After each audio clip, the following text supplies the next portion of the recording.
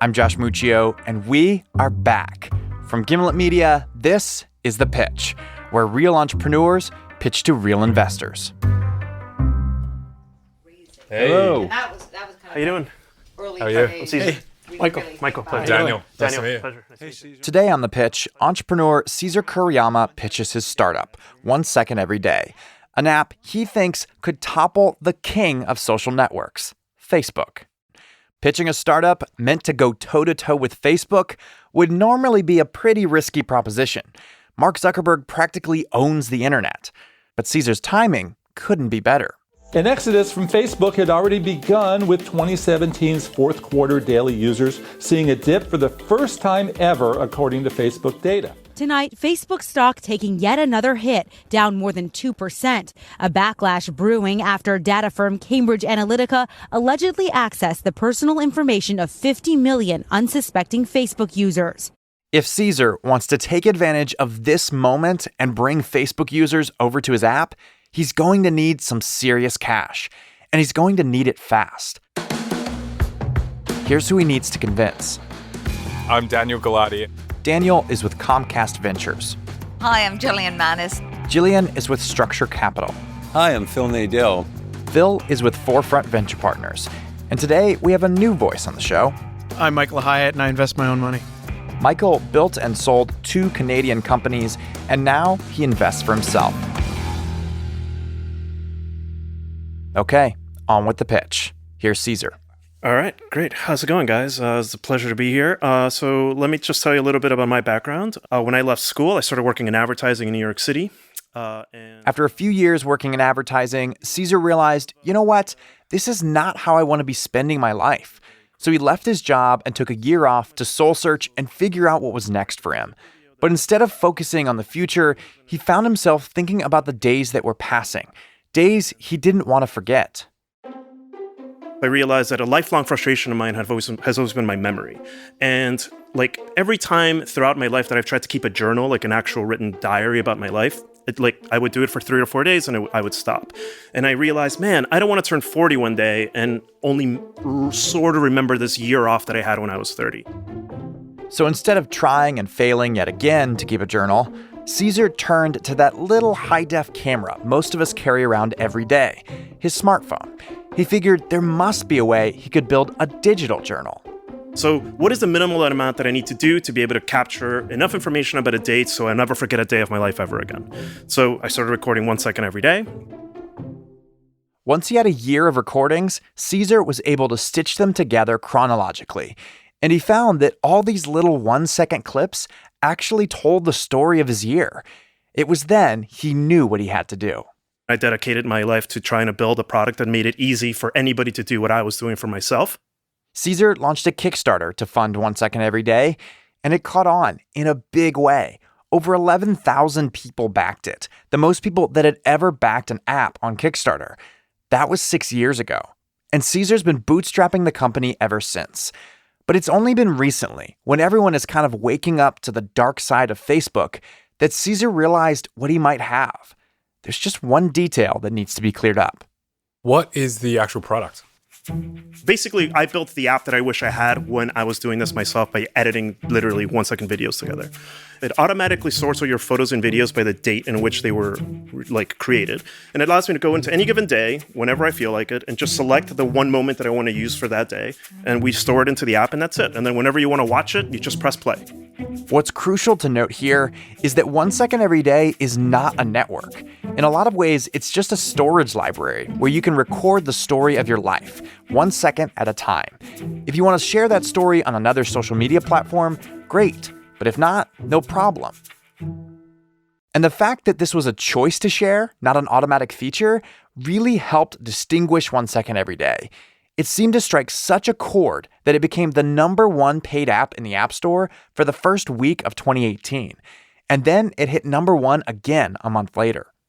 What was the revenue in 2017? 1.3 million. Okay. What does usage and engagement look like on the app? So we have about 400,000 monthly active users right now, about 100,000 daily active users. It's great. How many total downloads? Total over 2 million. Investors are skipping right over asking about the app and are instead diving into the business of 1 second every day. And what kind of metrics are you most focused on? So there are some apps that are obviously kind of daily habits. There are some apps that are less frequent just by category. What do you think are kind of the key usage metrics for your business? What do you track? So one of the things that we track, for example, is just moments logged. Lifetime, we've logged about 65 million kind of moments or something. But like in the past 90 days, we've logged 19 million of them. So we know that there's like this like gigantic rise. What's your age group? I think we fall into the usual category of like, anywhere between like 24 to 35 is actually probably our core thing, because a lot of our users are moms and new parents who are using the app to log the life of their kids instead of themselves. I would think also to log travel. Travel is huge for us, yes. Right. I would see that would be one of the biggest. And what's your burn? Less than 100,000, about 90 plus. A month. A month, Wow. That's our burn right now. Sorry, that's not a burn. That's your spend. So you're not going negative cash. You don't have a burn. No, so yeah, no, we make more than we spend. You're profitable. So there's Yeah, no we're burn. profitable, yes. Yes, sorry. How much is It's a app? $4.99 app. One time. Right now. Right now, it's a one-time fee. So that's actually obviously not a long-term good monetization strategy. We've been building a subscription tier that is, has a bunch of the features that people have been asking us forever, so that we can actually pay, like, have a recurring like revenue from our Like users. what? features? Like go into that. Like a lot of the stuff that we're coming out with, hopefully in the next like 6 to 8 weeks, is pretty simple stuff like backup, being able to add music, being able to have longer seconds, being able to have more seconds per day. So there's just a bunch of stuff. We sent out a survey to our users saying like, hey, here's 16 things we're thinking about building. What are the most important things that you want, and put them in order. And then 1,000 people replied, and after they replied, we said, would you be willing to pay a fair yearly fee to actually have these features? 50% said yes. This is a pretty radical change to their product. Caesar wants to take an app that right now doesn't do a lot and doesn't cost a lot and make it into a robust social app, one that could actually be a viable alternative to the other social networks. But he's betting it all on a hope that these people who said they would pay a yearly fee for these new features actually will.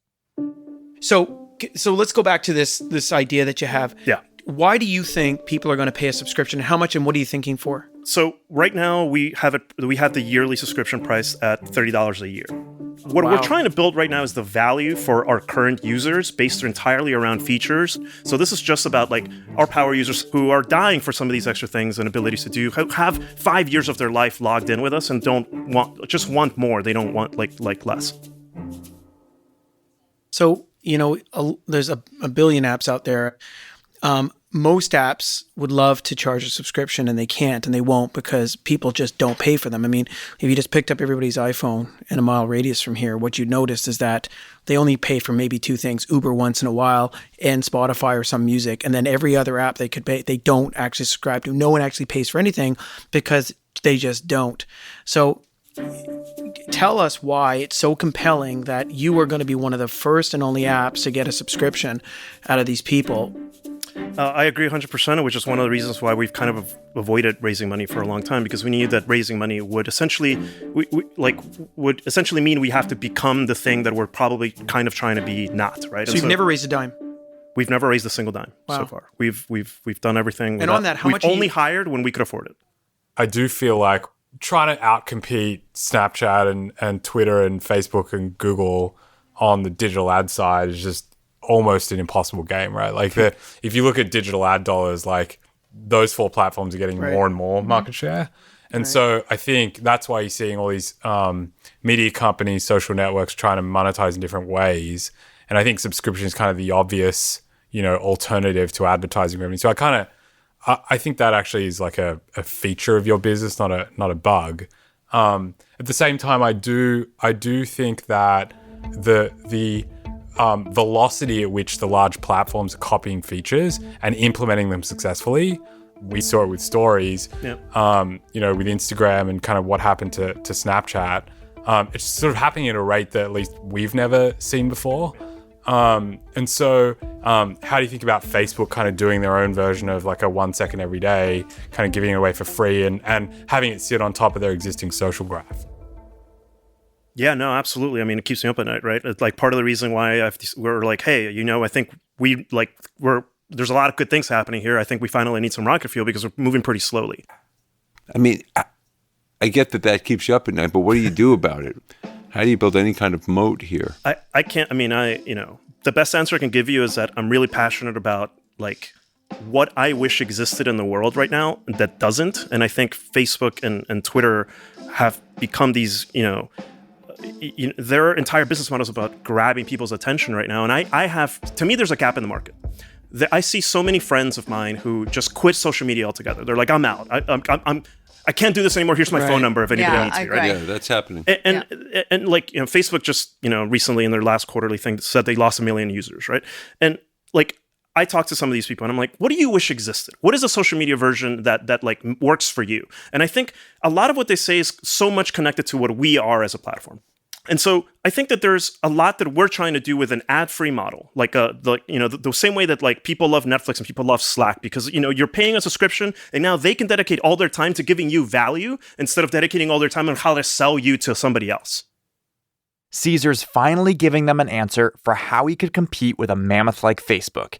He's saying, look, for the first time since Facebook's been around, there's a chink in their armor, and I'm ready to take advantage of that. If 1 second every day can get some momentum. It's now or never, folks. How do you think about taking on VC? So at least the few founders that I've backed that have sort of bootstrapped their businesses for a long time, that are kind of switching over to VC, it hasn't necessarily always been the easiest switch. Like, you're going from prioritizing, profit to like putting all of your eggs in the growth basket. Yep. Like your focus is completely changed. Like you're choosing to go from like the local train to the express train. Yep. And I feel like once you get on that express train, it's kind of hard to get off the express train. Yep. Like why is now the right time to step on the express train? And is it kind of the express train forever where, now we're on the path to raising sort of bigger and bigger rounds to build this really big company? I've been asking myself the same question, especially the past 2 years as like really things have been really moving. I would say the first 2 years, it was just me, like I just thought, hey, I'll build an app that goes in the App Store and I'll get some, passive income from it. And then slowly, things kind of kept up. It took a while to see like maybe this is like a VC, company. If we do raise it, then we want to do it right. And so yesterday I had a meeting with Greylock, who reached out to me and said, hey, we've been paying attention. We'd love to talk. And I said, cool. We had a conversation. And then, they painted out some scenarios that actually make some sense to me, right? So like if, for example, if they were to put in like a bunch of money, they want $1 billion company. They want the next Facebook, right? But they're like, like there's some seeds that you can take that will give you like 1.5 to 2 to 3 mil, like you're thinking, where the pressure's not going to be as much, but you can test the waters and see if this is something that can become the next. Well, what do you want? I mean, you're the founder. You've done this terrific job. You own this company. It's all up to you. What do you want? What Michael's asking is, do you even want to take our money? Normally, this isn't a question an investor needs to ask a founder, particularly one who's standing in front of them in the middle of their pitch. Well, basically, I'll be honest. Like, I don't want to completely. I'm trying to avoid the get to Facebook's level or die trying. I want to test the waters on what we're trying to do in a way that if it doesn't work, then what we've built is still there, so that we can continue to just grow at the pace we've been growing at and continue to build the stuff that we're trying to build. So isn't that the type of experiment that you should do before taking on outside money? I mean, we're doing it. Right. I mean, Isn't that the kind of experiment that you should complete? I'm saying. Before. And if that's the case, if no one is willing to invest at our stage at like, at 1 to 3 million for us to throw all this, fuel into building this quickly, then we're prepared to do it. Yeah, like, we're getting enough revenue to do it ourselves. I'm saying from your perspective, doesn't it make more sense to say, let's try this ourselves? Let's experiment, make sure the subscription thing works. If it works, great. Then we go and raise. And if it doesn't, then we got a great lifestyle business, that's not, I don't have the pressure of the venture capital scale requirements. And let's just go on with it. It doesn't, I mean, and I understand that you want to step on the gas now a little bit, but that to me is the kind of experiment you want to do on your own dime. You're profitable already, you have the cash, you could do it. And then if you see success, then you go out and raise, because then the story's much different, I feel like. I agree. I think the only variable for me that's there is that if we do it on our own, it's just going to take us longer. Yeah. And that's right. But that's the only. You have to balance that with the fact that once you sell a part of your company, you're kind of on the hook to sell the whole company. Yeah. And so what Phil's saying is you don't want to sell part of your company. You don't want to be like half pregnant, right? Which is like you sell a little bit of your company, you got all these investors that are expecting some liquidity event at some point, and you kind of step back and say, hey, actually, I want to run this as a non-venture backed business. And so I actually totally agree with you, which is you want to go in eyes wide open and say, if we're gonna do this, we're really setting a timer on, eventually exiting the company. Right. Yeah, and I think that a lot of what we're doing right now is having these conversations. Maybe we're not a venture capital, business. Maybe we're just like an awesome $100 million business someday with a lot of people who passionately love what we're doing and how we're trying to do it. It's decision time. Caesar's indecision over whether he even wants to take VC money could have a negative effect on whether the investors want to go in. Or it could make them more eager to get involved. Either way, we're about to find out. Phil's up first. I just feel like, it would be a disservice to you at this juncture to invest. I don't know that you should ever take venture money, but certainly I think you should prove out the subscription model first, then make that decision. That's my view of it. But I just can't get over the fact that Facebook could do this so easily, and once you become significant, they turn it on, and it's free, and that's it. That's the ball game. And so, I think it's a great idea. I really like it, and amazing job you've done. Great. I have great respect for the fact that you've built a good-sized, profitable company. So I give you kudos for that. But I just I can't invest given the competitive threat, at least at this stage. Phil's willing to give Caesar kudos, but no dollars. It's on to Michael. Let me just paint a different picture. This is what I would do if I were you. I bootstrapped my companies. I founded 2 software companies, and we didn't take VC for a long time, but we ended up doing it. So first off, never taking capital is usually not a good idea. Capital builds companies. You need money to really scale a company. I found that out, and it was tremendously helpful. And in both cases, we remained in the majority seat too, so we controlled our destiny. That you can still do, by the way. So I'm going to take it a little bit of a different tact. If I were you, this is what I would do. I would take VC cash, and I would go very hard at it to really, really build tremendous value and build a moat, even though that's still going to be hard to compete against. But I would go fast. I think that what's going to happen is, here's how the story is going to play out. You're going to get up to 1 million users. You're going to stick your head out of the ground, and then the Facebooks and then the Snapchat's is going to get all interested in how you've kind of fertilized this ground, and then they're going to jump on it. You probably won't have the cash or the backing if you didn't raise any money. I'm kind of telling you, I don't think you have forever in this business. I don't buy the dream that everybody's going to pay $30 forever on this. I don't see that. I'm going to tell you to go out and raise some money. And if Greylock is coming in, I'll invest alongside them, but you won't take my money then because you won't need it. Right. But I'm happy to invest alongside Greylock any day. So that's my advice, and I'm sticking to it. Thank you. I really appreciate that. That's great. Michael's out for now. It's Daniel's turn. So I think I said this before. I just fundamentally believe that the biggest companies in consumer tech are horizontal user-generated content platforms, as the old saying goes. And I think this is one. So I think having invested in, what are we in? We're in Houzz, Nextdoor, these billion-dollar, horizontal UGC companies. I think I believe that, huge businesses can be built kind of in the way that you're building this business.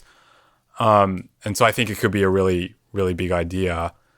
Where I guess my answer is I just kind of need to know more. It's kind of hard to make a commitment without actually seeing the product. Of course. So I think as a starting point, would love to actually see the product. And I think if the product is sufficiently differentiated and impressive, this is something that we'd absolutely love to lead. There is a lot of potential here. I'm sure you've got a really long product roadmap that you want to work on. And we'd like to see. Yeah, and so I really see this as like a really nice kind of binary bet, right? Which is kind of the exact thing that I look for. So I'd love to explore more. I'd love to sit down with you tomorrow or soon to dig into those two pieces. But I think what you're building is really interesting, and I think potentially a really, really big company. Sounds great. I think you need to convince yourself that you want to take VC. I wasn't convinced that you were convinced, and so I think that's kind of the first step in the journey. But all in all, I think it's a really interesting story. I think you're really intriguing as a founder, and would love to hear more. Sounds great. Yeah, I'm not going anywhere. Let's chat. Thank you Thank so you guys. much. Appreciate it. It's a pleasure. It was really a pleasure. You might have noticed Jillian never actually said whether she was in or out. But based on the fact that she just said goodbye, I'm pretty sure she's passing. Caesar has left the building. And as it turns out, each of the investors have pretty strong feelings on whether or not Caesar should be raising money. You were into it. I was really into it. I mean, it's hard. I was conceptually into it. I haven't seen the product. Yeah, I think it's a product. I like to see the product we're making the timeline. I think he does need money. Yeah. I think he does need VC. Yeah. I think he's in a market that will go away. Yeah. Well, I think he needs VC because that's part of the defensibility of this. I think. I would love one of the VCs I'm invested in to go in and I do a sidecar for this kind of thing. I think he needs $5-10 million. I think he needs to go hard or go home. And he needs the might. I'm telling you, protect him. This thing is so going to be copied. Mm-hmm. This is, if I'm going to copy anything, it's that. I mean, Facebook listens to this or Snapchat. Yeah. They would be crazy not to copy this. Yeah. It makes so much sense what he's doing. Yeah. And they are trying desperately to try to keep people to engage. When something happened, one of the Kardashians just slammed Snapchat and that they lost a whole bunch. They're looking for these kind of things. Absolutely. If he goes and raises money, it's not going to prevent Facebook or Snapchat. I know, but but he's going to cover him for a little longer. Yeah. It's going to protect him. He's going to build a little more of a moat. Right. He'll build a little bit more of a moat, he'll get some more traction, and then they'll introduce it and they'll crush him. Or they might say it. Or they might he buy gets it. to sell it. And I don't think. Why would they buy him? I think that it's so easy for them to turn it on. It would be nothing for They'd them. buy him if he has the user base. Correct. Right. I mean, I think he should take 6 months or so and try to prove out that I wanted to almost go, Luke, take the money. When we come back, I meet up with Caesar at South by Southwest to find out if he's figured out his answer to the age-old question, to VC or not to VC.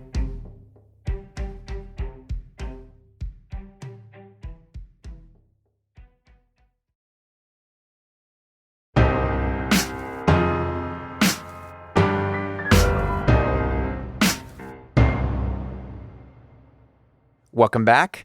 2 weeks after his pitch, I sat down with Caesar at South by Southwest. So the last time we left you on the show, we were talking backstage, and you and the investors had basically just finished having a conversation where it was like, hey, you need to figure out whether you really want to raise money or not. And if you are, let's talk more. But you needed to really know which road you were going to go. And Daniel in particular was like, I'm not sure. He's like, I don't think you convinced me that you necessarily are going to be raising the money or that you want the money right now. What's happened since then? So Daniel and I met a week later after the show. And it was amazing. He blew me away with his insights and he really got a lot of what we were trying to do. And I got this, wonderful sense from him that he was really trying to figure out what was best for 1 second every day. And, he was able to really break down a lot of the ways that we can continue moving forward with or without VC funding. And it certainly does come down to an extent to what it is that we are ultimately willing to put all our chips into. Because, I remember he said on the show something along the lines of, once we jump into the express lane, it's very, really difficult to get out of the express lane. One of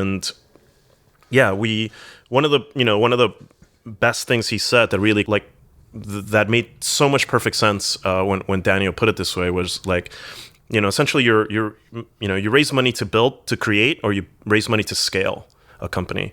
And so I think really grasping that, really being able to bring all the data points from the past couple of weeks into like these two roads of money to create, money to scale, was able to kind of help me, gather my thoughts a bit to say, like, do we need the money to create? And the answer is, in theory, no. And so right this second, it seems like we can just continue to move forward with what we want to do. And I'm meeting with Daniel, hopefully in a week after I leave. He leaves South by back in New York, and we're going to continue the conversation.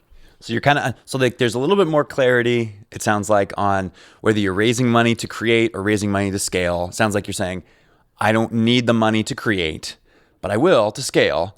But first, let's create, see if it works, like test this thing out, and then like raise the money to scale later on.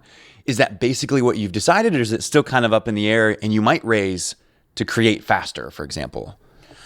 Right. So some variables in place are our subscription tier will probably launch in a month or two. And we have no idea what that's going to do to our revenue. We have no idea what that's, if that's going to take off or it's going to do terribly. And yeah, it's all this stuff that I'm continuing, at any moment in time, I'm always like doing math in my head, that gif of Zach Galifianakis, with all the math equations, floating around. That's basically me right now. I'm just I'm in constant mode of the math equations, gif, in my own bubble. This is like the age-old entrepreneurship question that you're mulling over, and you have way more data than I think most entrepreneurs have when they're trying to make this decision. I think a lot of them try to figure it out really early on without the revenue, without the traction, without the numbers. And here you are, 5 years into your company, and you're answering the same question of do I raise money from investors or do I bootstrap this thing? It's just funny. No, I think about that all the time, which is the whole, when you graduate high school, you go to college, right? That's what you do, right? It's you're building a startup, you go raise a seed, or you go do an accelerator, you go, there's just these set things that put all these companies in a path for the same, VC. They're getting to the express lane essentially, right at the beginning.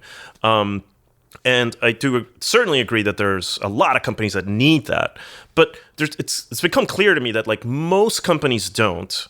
It's funny. One of the best pieces of advice I ever got was actually from Tim Ferriss. But I went to his book launch in New York for 4 Hour Body, and I just waited around until people dispersed away from him to just ask him and this is me again. This is 2 months into entrepreneurship. I don't know what I'm doing. I walk up to him. I'm just how do I raise money? Because I literally have no idea, and I just think that's what I'm supposed to do. And I kind of tell him the quick pitch, and I'm like, what do I do? And he said, don't raise money. He's figure out how to build an MVP without raising money. And he kind of got that in my head, and that's why we did a Kickstarter. But we were able to get moving without jumping into the express lane, And so that's really that was really, that little side conversation thing that day really helped shape a lot of the decisions moving forward. So still undecided, eh? Undecided is not the right term. It's more I would say we will be decided within a couple of weeks, right? But we're not decided yet because we're just luckily in a position where we don't have to make a decision immediately.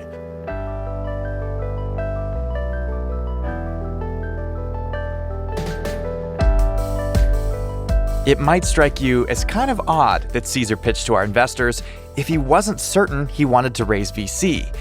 But I think what happened was once the investors leaned on him and said, are you sure you want our money? The truth is, he wasn't. Because as everyone pointed out, a lot of strings come with that money. Once you take it, the business isn't just yours anymore, and you don't get to call all the shots. So for now, Caesar's mulling it over a little longer. We'll keep tabs on him and see what he decides.